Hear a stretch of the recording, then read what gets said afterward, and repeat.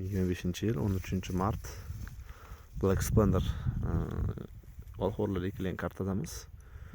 Bu yerda orasida taxminan 10%, 15% yovvoyi bo'lib qolgan.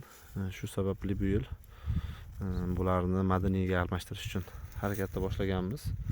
O'tgan sentyabr oylarining oxirlarida deylik, mana shu yovvoyi daraxtni yangi bir yoshli shoxlariga payvand qilgandik.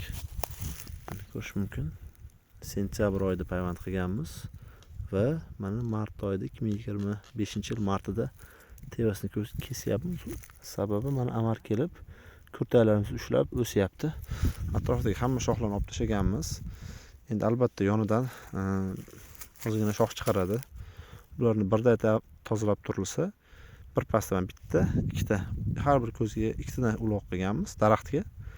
Tez o'sib, xudo xolasa amal olib ketadi. Hozir boshqasini ko'rsatamiz.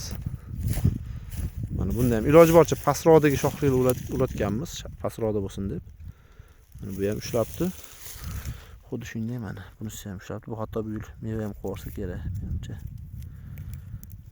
Mana klonkasidan olib qo'yamiz.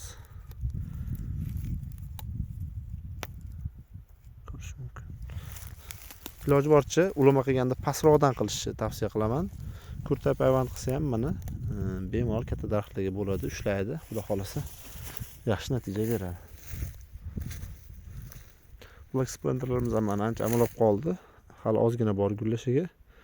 Taxminan 4 kun, 5 kunlarda mart oyini 20-chi sanalariga yetib yetmasdan gullab qolsa kerak.